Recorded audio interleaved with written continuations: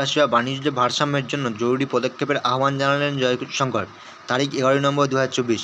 মুম্বাইতে অনুষ্ঠিত Bharat Russia business ফোরামে ভারতের পররাষ্ট্রমন্ত্রী জয়শঙ্কর ভারতের রাশিয়ার সাথে বাণিজ্যের ভারসাম্যহীনতা দূর করার জন্য জরুরি পদক্ষেপ গ্রহণের প্রয়োজনীয়তা তুলে ধরেছেন। তিনি রাশিয়ার first deputy prime minister Denis মান্তুরভের সঙ্গে আলোচনায় বাণিজ্যিক বাধা, বিশেষত ব্যাংকিং, পেমেন্ট সিস্টেম ও লজিস্টিক্সের সমস্যা দূর করার উপর গুরুত্ব আরোপ করেন, যা ভারতীয় রপ্তানির উপর প্রভাব ফেলছে। বর্তমানে ভারত রাশিয়া দ্বিপাক্ষিক বাণিজ্যের মূল্য 66 বিলিয়ন মার্কিন ডলার ছুঁয়েছে এবং 2030 সালের মধ্যে এটি 100 বিলিয়ন মার্কিন ডলারে পৌঁছানোর লক্ষ্যমাত্রা নির্ধারণ করা হয়েছে। তবে ভারতীয় রপ্তানি মাত্র 5 বিলিয়ন মার্কিন ডলারেরও কম, যা বাণিজ্য ভারসাম্যহীনতার দিকে ইঙ্গিত দেয়। জয়শঙ্কর বলেন, নন ট্যারিফ বাধা এবং নিয়ন্ত্রক প্রতিবন্ধকতাগুলো দূর করাও এক্ষেত্রে গুরুত্বপূর্ণ।